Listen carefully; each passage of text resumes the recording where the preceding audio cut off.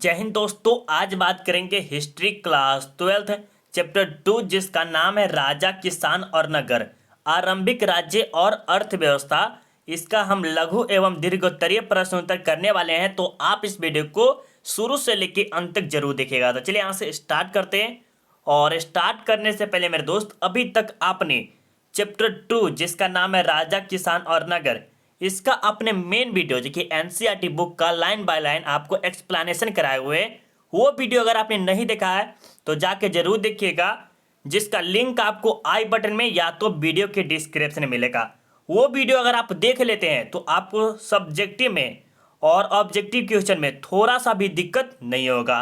जिस प्रकार आपको चैप्टर 1 कराए थे और आप चैप्टर 1 में बहुत ही अच्छा कमेंट किए हुए थे कि सर मुझे बहुत ही अच्छा समझ में भी आ रहा है और बहुत ही अच्छा से पढ़ा भी रहे, उसी प्रकार चैप्टर 2 में भी आपको समझाएंगे। चलिए यहाँ से स्टार्ट करते हैं। जो स्टूडेंट फर्स्ट बार इस चैनल पे आए हैं तो चैनल को सब्सक्राइब कर लेंगे। आपको यह वीडियो अच्छा लगे तभी आप चैनल सब्सक्राइब कीजिएगा, नहीं तो नहीं कीजिए, कोई दिक्कत नहीं। और बाद में अगर सब्सक्राइब बहुत ही अच्छा लगे तो बेल आइकन भी कर लीजिएगा और 2-4 दोस्तों को भी शेयर कर दीजिएगा। चलिए अब यहाँ से स्टार्ट करते हैं। और लास्ट में आपको बता दें मेरे दोस्त, यहाँ पर आज सब्जेक्टिव करा देते हैं, उसके बाद कल आपका एमसीक्यू करा देंगे। वो भी एमसीक्यू भी आपको फुल एक्सप्लेनेशन के साथ कराएंगे, ठीक है। चलिए अब यहाँ से स्टार्ट करते हैं। यहाँ पर 1 नंबर में प्रश्न दिया है कि मौर्य कालीन इतिहास के प्रमुख स्रोत का उल्लेख कीजिए। देखिए ये कह रहा है कि मौर्य काल में जितने भी प्रमुख स्रोत थे उसके बारे में हमें बताना है, ठीक है। तो सबसे पहले यहाँ पर लिखेंगे उत्तर। क्या लिखना है? उत्तर। उत्तर तो सबके लिखने आएगा। इसी प्रकार का आपको दीजिएगा आंसर तो आपको 2 में 2 नंबर मिलेगा, ठीक है। चलिए यहाँ पर बात करते हैं, मौर्य वंश के इतिहास की जानकारी साहित्य और पुरातात्विक स्रोत से मिलती है। किसके द्वारा मिलती है मेरे दोस्त? ये जो मौर्य वंश है इसकी जानकारी हमें साहित्य और पुरातात्विक स्रोत के द्वारा मिलती है। और साहित्यिक स्रोत क्या होता है और पुरातात्विक स्रोत क्या होता है, इसके आगे हम बात करेंगे। साहित्यिक स्रोत में होता है, साहित्यिक स्रोत में यूनानी यात्री मेगास्थनीज द्वारा लिखा गया वृत्तांत। मतलब ये जो साहित्यिक स्रोत होते हैं इसमें मेगास्थनीज के बारे में, कौटिल्य के बारे में, कौटिल्य का अर्थशास्त्र का महत्वपूर्ण है, मतलब कि साहित्य स्रोत में, ठीक है। इसके साथ परवर्तीय जैन धर्म, बौद्ध धर्म, प्राणिक ग्रंथ तथा संस्कृत से भी सहायता मिलती है। किसमें? तो ये हमारे साहित्यिक स्रोत में। पुरातात्विक स्रोत में अशोक के अभिलेख महत्वपूर्ण है। ये जो पुरातात्विक स्रोत है उसमें किसके बारे में? अशोक के अभिलेख के बारे में महत्वपूर्ण किया गया है। ये अभिलेख अशोक के विचारों की अच्छी जानकारी देता है। पुरातात्विक स्रोत में उसके धर्म के प्रचार का भी उल्लेख है। देखिए ज़्यादा खासकर अगर फेमस है मौर्य वंश के बारे में बता रहे हैं, मौर्य वंश में सबसे ज़्यादा फेमस जो हमारे है वह हमारे अशोक है, उसके बाद चंद्रगुप्त मौर्य है, बस और कोई नहीं है। जो ये सब बाद में आते हैं ये सब कोई फेमस भी नहीं है, ठीक है। लेकिन ज़्यादा खासकर कौटिल्य का भी योगदान है मौर्य वंश के स्थापना करने में, और इसका भी बहुत योगदान है, ठीक है। चलिए तो ये क्वेश्चन आपको समझ में आया कि नहीं आया? क्वेश्चन समझ में आया कि नहीं? देखिए आपको सबसे आसान भाषा में हम समझाने की कोशिश करते हैं। चलिए अब आगे चलते हैं। यहाँ पर एक बात बोलेंगे मेरे दोस्त, अगर आपको 12th क्लास का ऑल क्वेश्चन जैसे क्वेश्चन बैंक, मॉडल पेपर, जो भी चाहिए, ऑब्जेक्टिव सब्जेक्टिव सभी चैप्टर का आपको या सभी विषय का, तो आप एक बार इस नंबर पे एक बार कांटेक्ट कीजिए। आपको थोड़े से दाम में, बहुत ही कम दामों में आपको मिल जाएगा। सिर्फ कब मिलता है? ये पीडीएफ का चार्ज क्यों लेते मालूम है? आपको जो पीडीएफ बनवाते हैं इसका ले रहे हैं, ठीक है। तो आप हमें कॉन्टेक्ट करिए, जरूर ले सकते हैं। चलिए 2 नंबर प्रश्न में देखिएगा, अशोक के धम्म के बारे में आप क्या जानते हैं? ये जो अशोक है उसके धम्म मतलब कोई चीज़ है इसका, तो इसके बारे में क्या जानते हैं, तो इससे पूछा जाता है। तो देखिए अशोक विश्व इतिहास में जितना चक्रवर्ती सम्राट के रूप में प्रसिद्ध नहीं है, मतलब कि यह कह रहा है कि जो अशोक है ना वो पूरे विश्व में इतना चक्रवर्ती सम्राट के रूप में प्रसिद्ध नहीं है, मतलब कि जितना प्रसिद्ध नहीं है, उससे कहीं ज़्यादा इतिहास में अपने धर्म के लिए प्रसिद्ध है। क्या है? अपने इतिहास में वह धर्म के लिए प्रसिद्ध है। कौन? तो ये हमारे अशोक। क्योंकि जो अशोक है ना वह बाद में बौद्ध धर्म का प्रचार प्रसार करने के लिए वो पूरा धन दौलत सब चीज़ दे देता है, तो इसीलिए वह धर्म के लिए बहुत ही प्रसिद्ध हो जाता है, जितना वह विश्व में सम्राट के लिए प्रसिद्ध नहीं था, ठीक है। वास्तव में अशोक का धर्म बौद्ध, जैन या वैष्णव नहीं था। ये जो है ना अशोक जो था वो उसे एक धर्म को नहीं मानता था, जैसे हो गया बौद्ध धर्म हो गया, जैन धर्म हो गया, वैष्णव धर्म हो गया, ये सब नहीं मानते, बल्कि यह सभी धर्मों की अच्छी बातों का निचोड़ रखता था। मतलब कि जैसे हिंदू हो गया, मुस्लिम हो गया, ईसाई हो गया, सिख हो गया, इन सभी के अच्छे अच्छे गुण को ये क्या करते थे? अशोक अपने अंदर रखते थे, ठीक है। जिसकी जानकारी हमें अशोक के 7वें अभिलेख से मिलती है। अशोक के धम इस प्रकार है। ये जो अशोक के धम है वो हमारे इस प्रकार है। ठीक है, देखिए क्या है, देखिए ये कहानी अशोक के बहुत ही अच्छा हम आपको समझाए हुए। ये कहानी आपका है जो कि आपको कब देखने का मिलेगा, जब आप फुल एक्सप्लेनेशन देखेंगे चैप्टर का, जो कि 3 पार्ट में बना है। तो वो वीडियो हम मेरे दोस्त देख लीजिए, कैसे भी देखिए। हम आपको इसलिए कह रहे हैं क्योंकि जब तक आप देखिएगा नहीं तब तक टारगेट 450 प्लस ला नहीं सकते हैं। इतना तो हम चैलेंज देते हैं, जब तक आप चैप्टर का एक्सप्लेनेशन नहीं देखिएगा तब तक तो आप 450 नंबर नहीं ला सकते। तो चैप्टर 1 और चैप्टर 2 का एक्सप्लेनेशन खाली देख लीजिए, बाकी आपका ऑब्जेक्टिव और सब्जेक्टिव खुद पे खुद बन जाएगा। ठीक है, चलिए। धर्म के किस इसके प्रकार कुछ थे, क्या था, प्राणियों की हत्या न करना। जैसे बकरी को मारते हैं ना, वो नहीं मारना। ये एक प्रकार क्या है, प्राणी है। क्या है, प्राणी है। मछली भी क्या है, एक प्रकार प्राणी, तो उसे मारना नहीं है। किसके अनुसार, अशोक के अनुसार। ठीक है, माता पिता की सेवा करना। अभी आजकल के ज़माना में जनरेशन में देखिएगा तो क्या होता है, गरीबी या स्थिति या अमीर हो तो ठीक है, वो क्या करते हैं, अपने माता पिता को वृद्धाश्रम में डाल देते हैं। वो नहीं करना है, सेवा करना चाहिए। उसके बदले में बुजुर्गों की सेवा करना चाहिए, इज्जत करना चाहिए, गुरुजनों की इज्जत करना चाहिए। जिस गुरु से क अक्षर भी सीख लिए उस गुरु को थोड़ा सा रिस्पेक्ट देना चाहिए। थोड़ा सा नहीं, बहुत ही ज़्यादा रिस्पेक्ट देना चाहिए। हम अभी भी देखते कोई को कॉल करता है, मुझे भी कॉल करता है तो प्रणाम सर, पहले बहुत खुश हो। अब कोई कोई बोलता है, कोई कुछ अलग ही बोलता है। मतलब कि गुरुजनों की इज्जत सबसे इम्पोर्टेंट है लाइफ में, और माता पिता के, 2 आदमी को सबसे ज़्यादा है। ठीक है, बाकी आपको कम खर्च करना चाहिए। मतलब पैसा जो है वो बहुत ही बचा कर रखना चाहिए ताकि आने वाले समय में आपको काम मिल सके। मित्र परिजनों, परिचितों एवं दोस्तों के साथ अच्छा व्यवहार करना चाहिए, नहीं कि किसी दोस्ती का बदला दुश्मनी मिला करके, ये सब नहीं करना है। तो ये जो हमारे हैं अशोक जी के कहावत है, इससे आपको 5 नंबर मिलेगा मेरे दोस्त। अगर ये लिख देते हैं, जो कि 4 साल से लगातार पूछा गया है, ये प्रश्न नंबर देखिएगा तो 4 साल से लगातार पूछा गया, 4 साल से ऊपर पूछा गया है प्रश्न। ठीक है, चलिए अब बात करते हैं यहाँ पर चंद्रगुप्त द्वितीय विक्रमादित्य की उपलब्धि का वर्णन करिए। ये जो चंद्रगुप्त है उसके बारे में बताना है। ठीक है, चंद्रगुप्त विक्रमादित्य भारत के जाने माने योग्य सम्राटों में से एक था। जाने माने मतलब समझते हैं कि वह एक फेमस था। कौन, तो ये हमारे चंद्रगुप्त द्वितीय। वह एक सफल तथा महान विजेता था। कौन, तो ये हमारे चंद्रगुप्त द्वितीय एक सफल मतलब बहुत ही अच्छा खासा और साथ ही साथ महान विजेता, और कहीं भी जाता था वह जीत ही आता था। वह कठिन परिस्थितियों में भी अपने धैर्य को नहीं खोता था। नहीं होता है कि हम सबको थोड़ा सा कुछ कठिन समस्या आ जाए तो हम अपनी सबको धैर्य खो देते हैं कि मेरा ये हो गया, ये फलना चीज हो गया, तो हम पढ़ाई लिखाई सब छोड़ देंगे। ये नहीं करता था। कौन, तो ये हमारे चंद्रगुप्त द्वितीय। ठीक है, उसने चंद्रगुप्त साम्राज्य का विस्तार बहुबलपूर्ण किया, जिसके फलस्वरूप गुप्त साम्राज्य नींव कभी कमजोर नहीं हो सका। और ये ऐसा काम किया चंद्रगुप्त द्वितीय कि अभी तक मौर्य वंश का गुप्त मतलब मौर्य साम्राज्य का कभी भी कमजोर नहीं हो सका। फिर बाद में जाके कमजोर हो गया, वो अलग बात है। वह एक बेजोर सेना नायक था। कौन, तो हमारे चंद्रगुप्त। वह अपने, देखिए थोड़ा सा बाहर के भी लोग आ जाते थोड़ा सा अच्छा नहीं लगता है, कभी कभी काम करना पड़ता है। ठीक है, चलिए ऐसे 2 ही रहते। वह अपने देश में विदेशियों को देखना नहीं चाहते थे। क्या कहता था, मतलब कि बाहर के जो लोग आते थे करते आक्रमण न करते, इसीलिए वो विदेशी को देखना नहीं चाहते थे। वे अपने साम्राज्य में कभी भी विदेशी को नहीं रहने देते थे। कभी मान लीजिए कोई विदेशी आदमी आया तो उसे रहने ही नहीं देते थे अपने देश में। ठीक है, वे अपने नहीं रहने। कूटनीतिज्ञ के क्षेत्र में भी वह अद्वितीय था। कूटनीतिज्ञ का अर्थ क्या होता है कि किसी की झगड़ा उगड़ा में होता है ना, वो करके वो अद्वितीय था, ऐसा कोई था ही नहीं। समझिए इतना फेमस था चंद्रगुप्त द्वितीय। वह अपने उद्देश्य की पूर्ति के लिए सुकर्म और कुकर्म भी कुछ नहीं समझता था। कभी सुकर्म मतलब अच्छा करता था, कभी कभी कुकर्म कोई खराब भी काम करता था। कौन, चंद्रगुप्त द्वितीय।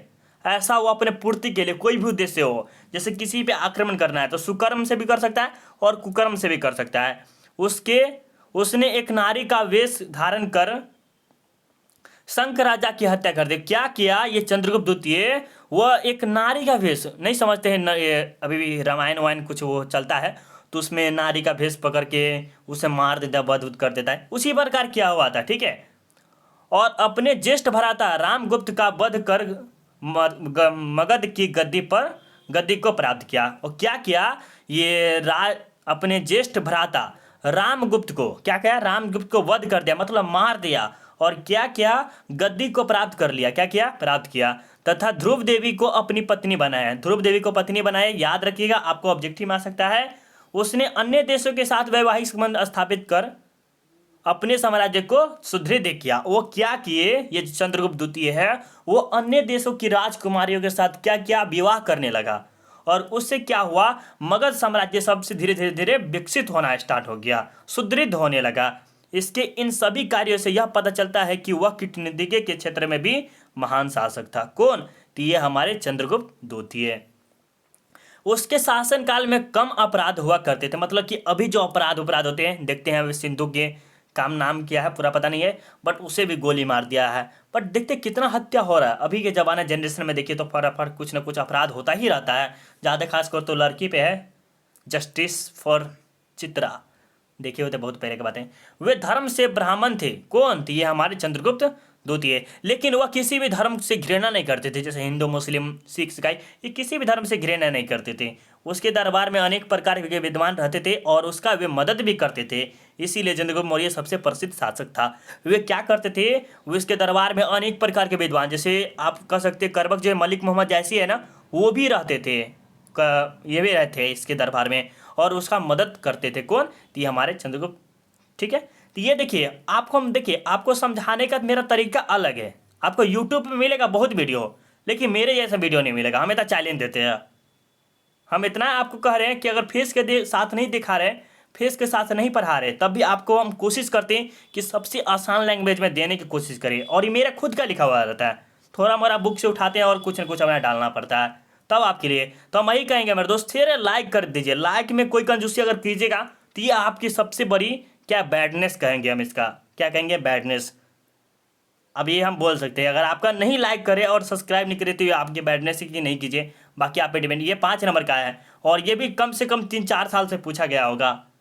5 नंबर का है, जो भी करा अभी ज़्यादा खासकर 5 नंबर का मिल रहा होगा। ये आपके 2 नंबर का है। इतिहास लेखन में अभिलेखों का क्या महत्व है? इतिहास लेखन में अभिलेखों का क्या महत्व है, तो उसके बारे में उत्तर आपको इसी प्रकार देना है। अभिलेख उसे कहते हैं जिसमें राजा महाराजा पत्थर, धातु या मिट्टी के बर्तन जैसी कठोर सतत पर खुदवाते हैं। देखिए समझिए, ये अभिलेख क्या होता है? अभिलेख क्या होता है? इसमें राजा महाराजा, जो बड़े बड़े महाराजा होता है, जो खूब अमीर होते हैं, वो क्या करते, बड़ा बड़ा पत्थर बनवा के, मंदिर उंदिर बनवा के, धातु पे, मिट्टी के बर्तन पर, जैसी कठोर सतत पर क्या खुदवाते, कुछ न कुछ नाम हम लिखवाते हैं। अभिलेख में उन लोगों की उपलब्धियां, क्रियाकलाप या विचार लिखे जाते हैं। विचार मतलब समझे कि उनकी अच्छी अच्छी भावनाओं को जो उन्हें बनवाते हैं। ठीक है, तो ये आपके थे अभिलेख। ये 2 नंबर का है। कितना का? 2 नंबर का है। ठीक है, चलिए अब इसमें अथवा में भी ले सकते हैं, इसका दूसरा लिख सकते हैं। इतिहास लेखन में अभिलेखों का होना बहुत ही महत्वपूर्ण है, क्योंकि प्राचीन काल में राजा महाराजा पत्थर, धातु या मिट्टी के बर्तन पर विशेषता लिखवाते थे। क्या करते थे? इतिहास लेखन में अभिलेखों का होना बहुत ही जरूरी है। सही बात बोला है, क्योंकि प्राचीन काल में जो राजा थे, चंद्रगुप्त मौर्य थे, अशोक थे, ये अलबरूनी थे, इन सब के बारे में कुछ कुछ हमें जानकारी मिलती है। तो इतिहास लेखन में से ही प्रसिद्ध साम्राज्य अशोक के बारे में इतिहास लेखन से ही जानकारी मिलती है। ये जो प्रसिद्ध सम्राट अशोक है, उसकी जानकारी हमें इतिहास लेखन से ही मिलती है। ठीक है, तो इसीलिए इतिहास लेखन बहुत ही जरूरी है। चलिए, ये भी समझ में आ गया ना? समझ में आ रहा है कि नहीं आ रहा है मेरे दोस्त? एक बार आपसे कमेंट करके बताइए, प्यारा सा कमेंट करके बताइए आपको समझ में आ रहा है। बिल्कुल, जितने भी स्टूडेंट सबको समझ में आ रहा है। आपको बौद्ध धर्म, जैन धर्म के बारे में बहुत ही अच्छे से बताए हुए थे। चलिए इसके बारे में देखते हैं। अशोक ने बौद्ध धर्म के प्रचार के लिए क्या क्या कार्य किया? वाह, कितना गजब का बात है। कौन नहीं जानता कि कैसा कार्य किया हुआ था। हम आपको बहुत ही डिटेल के साथ देखिए। और बौद्ध धर्म और जैन धर्म, सुनिएगा मेरे दोस्त, एक बात और बताएंगे। बौद्ध धर्म और जैन धर्म से समथिंग आपको 10 नंबर का पूछा जाता है। क्या पूछा जाता है? 10 नंबर का। 10 नंबर कैसे पूछा जाता है? आपको ऑब्जेक्टिव से 3 या 4 नंबर पूछा जाएगा, और सब्जेक्टिव से आपका 5 नंबर, एगो 5 नंबर ही रहता है, एक 2 नंबर का 2 गो रहता है। मतलब समथिंग 10 नंबर का आपका निश्चित है जैन धर्म और बौद्ध धर्म से पूछा जाता है, जिसका लिंक हम आपको आई बटन में नहीं, वीडियो की डिस्क्रिप्शन में देंगे, वहाँ से जाके देखिए। ठीक है, चैप्टर 2 है, अब बना दिए चैप्टर 2 उसी का है, जो फुल एक्सप्लेनेशन है, वही वीडियो से आपको 10 नंबर मिलेगा। ठीक है, जाकर देखिएगा जरूर, आपको इच्छा होगा तो देखिए, नहीं देखिए तो कोई दिक्कत नहीं मुझे। चलिए, कलिंग युद्ध के उपरांत अशोक ने बौद्ध धर्म के प्रचार प्रसार करने के लिए, अब कलिंग युद्ध क्या होता है? देखिए, ये कलिंग युद्ध से पहले ना अशोक बहुत ही खच्चर था। क्या था? ठेठी भाषा में समझिए। ये जो अशोक था बहुत ही खराब था, मतलब बहुत ही अपराध रप्त करता था, वो किसी को नहीं छोड़ता था, सब चीज़ को वध उध करता था। लेकिन क्या हुआ, जब कलिंग युद्ध हुआ ना, तो उस समय इसके सैनिक 1.5 लाख मारे गए और 1 लाख सैनिक गिरफ्तार हो गए। तो उन सब के लिए वो क्या किया, अशोक ने अपना सब त्याग वाग दिया कि अब हम अति नहीं करेंगे, अपराध मतलब कि छोड़ दिया वो, ठीक है। और क्या किया, तन मन धन से कार्य किया। अशोक ने महात्मा बुद्ध से संबंधित तीर्थ स्थानों लुम्बिनी, कपिलवस्तु, गया, कुशीनगर तथा श्रावस्ती की यात्राएं की और जिन सिद्धांतों का प्रचार किया उनका पालन स्वयं भी किया। मतलब जो अशोक है वह जिस चीज़ का प्रचार करता था, मतलब 2 रुपया का प्रचार करता था, 2 रुपया मतलब जैसे मान लीजिए अभी फिलहाल चल रहा है बहुत ही अच्छा कोई चीज़ ऐड हो गया, कोई चैनल का भी हो गया, उन सब का अगर कर रहा है तो उस पर वो पढ़ाई भी कर रहा है, वो कर रहा है, समझ रहे, यही कर रहा है, ठीक है। अशोक ने बौद्ध धर्म के नियमों को, श्रृंखलाओं को, स्तंभों को गुफाओं पर खुदवाया। उसने अनेक स्तूप बनवाए। स्तूप मतलब क्या होता है, मंदिर उंदिर बनवाए, जैसे बड़ा बड़ा नहीं होता, राजगीर हो गया, बौद्ध बौद्ध स्थान हो गया, ये सब जगह क्यों बनवाया हुआ था, कौन, तो ये हमारे अशोक। उसने बौद्ध भिक्षु को आर्थिक सहायता दी। बौद्ध भिक्षु मतलब क्या होता है कि जो फकीर उकीर नहीं होते, उससे बहुत ही अच्छा क्या दिया, आर्थिक सहायता दी। बौद्ध धर्म की आंतरिक फूट को दूर करने के लिए पाटलिपुत्र में बौद्धों की तीसरी संगीति का आयोजन भी किया। किसने किया, ये आपको ऑब्जेक्टिव में पूछा जा सकता है कि बौद्ध धर्म के तृतीय सम्मेलन किसके काल में हुआ था, तो अशोक के काल में हुआ था। कहाँ पर हुआ था, तो पाटलिपुत्र में हुआ था, ठीक है, ये याद रखिएगा। मतलब कि जो बौद्ध धर्म का है ना, वो फूट फाट हो रहा था, उसे एकत्रित करने के लिए उन्होंने ये किया हुआ था, ठीक है।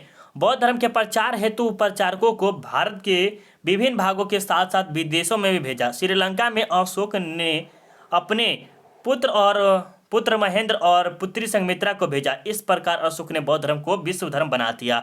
और क्या इसीलिए कहता है कि अशोक है ना धर्म के लिए, देखिएगा, धर्म के लिए बहुत ही प्रसिद्ध है। किस लिए, जब बौद्ध धर्म का प्रचार किया ना, तो ये अशोक बहुत ही प्रसिद्ध हो गया, खूब बहुत ज्यादा, इसीलिए से कहा गया, ठीक है।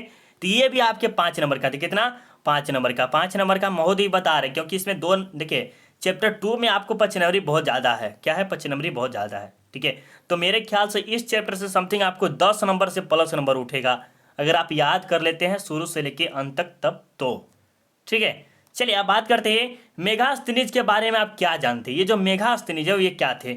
मेगास्थनीज चंद्रगुप्त मौर्य के दरबार में ये यूनानी राजदूत था। क्या था, ये जो मेगास्थनीज है वह चंद्रगुप्त मौर्य के दरबार में यूनानी राजदूत था। मेगास्थनीज कौन था, यूनानी था, का क्या चीज का, राजदूत का। उसे संयुक्त ने अपने राजदूत बनाकर उसे चंद्रगुप्त मौर्य के दरबार में भेजा था। किसने भेजा था, संयुक्त ने भेजा था। किसको, चंद्रगुप्त मौर्य के दरबार में भेजा था। मेगास्थनीज ने भारत में जो भी कुछ देखा उसने अपने इंडिका नामक पुस्तक में लिखा।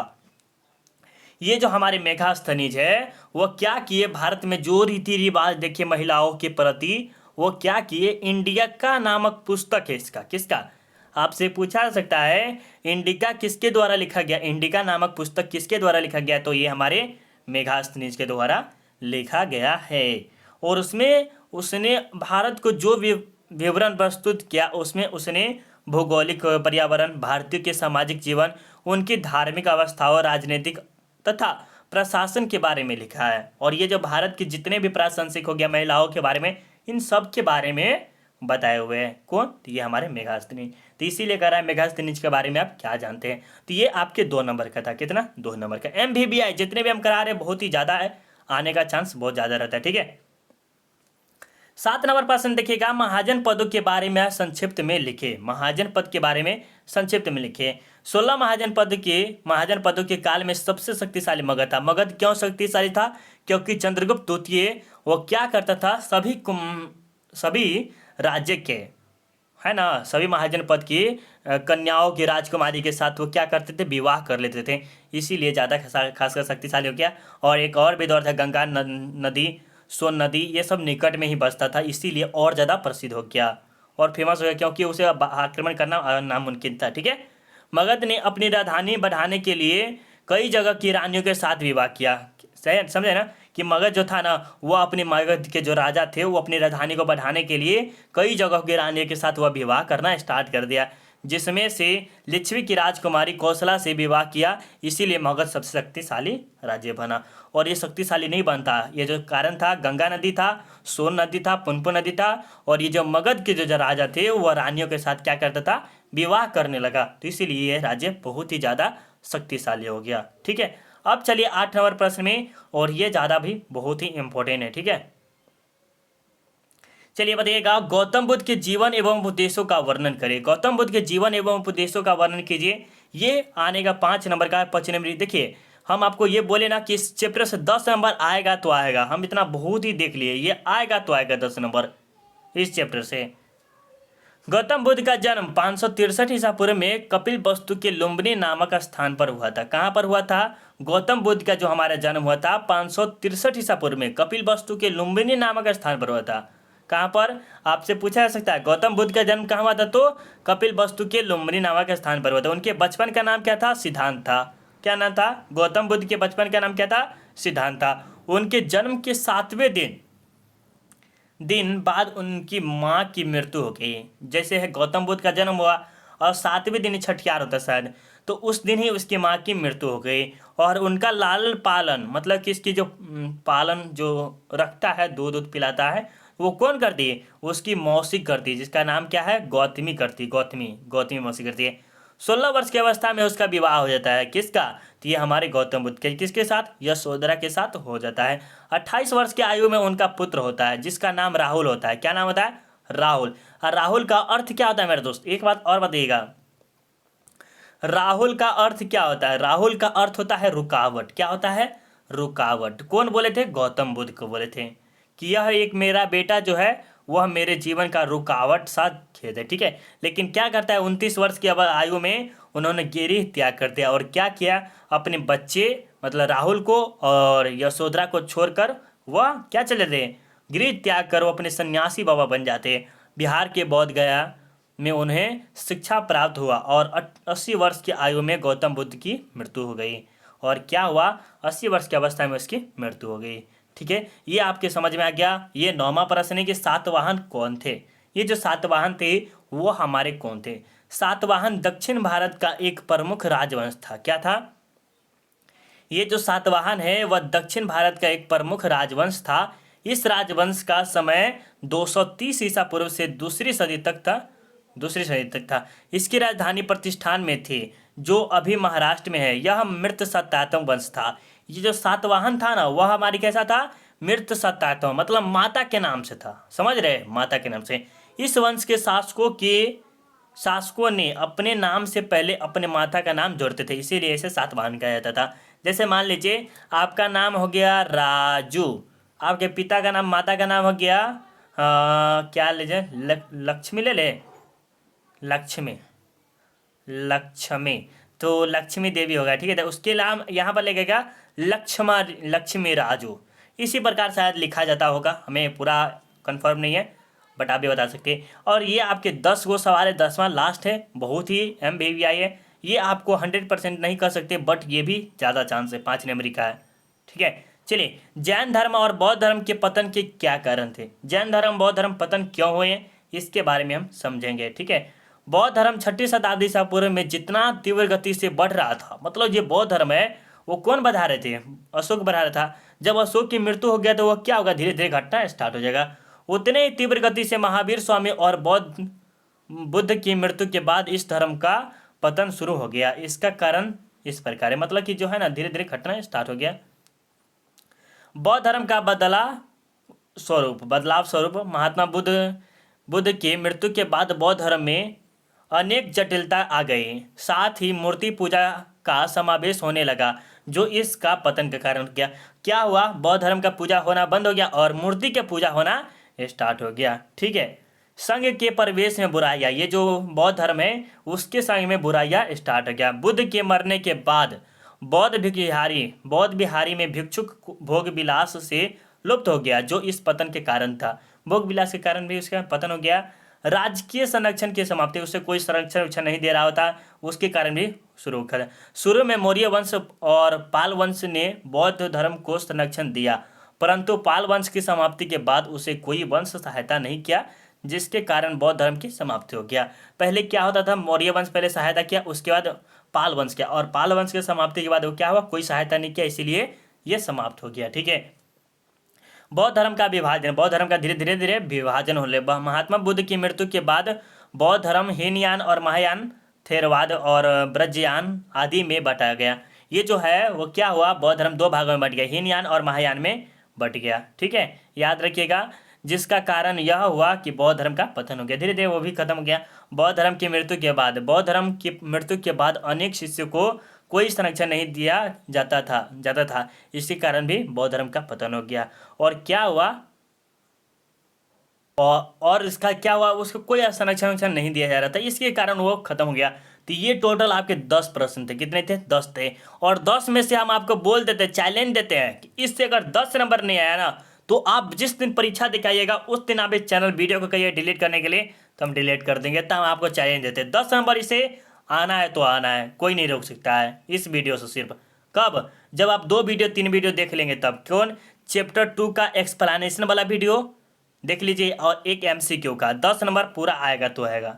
ठीक है, कब, कौन कौन देखना है, चैप्टर 2 का एक्सप्लेनेशन वाला वीडियो और MCQ।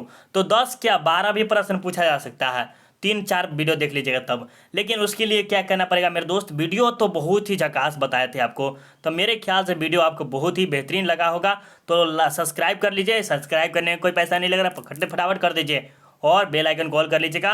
लाइक करके थोड़ा सा मोटिवेशन बढ़ाइए, शेयर कर दीजिए दोस्तों को, तब आपको PDF फ्री में दे देंगे। अगर आप PDF के लिए चाहते हैं तो एक काम कर सकते हैं, टेलीग्राम पे जाके सर्च कीजिए self study with Kundan Kumar, या तो लिंक आपको डिस्क्रिप्शन में मिलेगा वीडियो के। ठीक है, और 10th वाले अगर स्टूडेंट, अगर भाई बहन दोस्त कोई भी है, क्लास 10th में भी गए हैं या 9th में गए हैं, उसे ज़रूर बताइए किसके चैनल के बारे में। यूट्यूब चैनल ही है जिसका नाम है RDX सेल्फ स्टडी। क्या नाम है, RDX सेल्फ स्टडी। अगर एक स्टूडेंट को आप जोड़ते हैं तो आपको एक PDF फ्री में मिलेगा, आप हमें बताइएगा तब। ठीक है, चलिए मिलते हैं, और ऑल नोट्स चाहिए तो इस पर कॉन्टेक्ट कर लीजिएगा। मिलते हैं अगले वीडियो में, बाय बाय, जय हिंद जय भारत।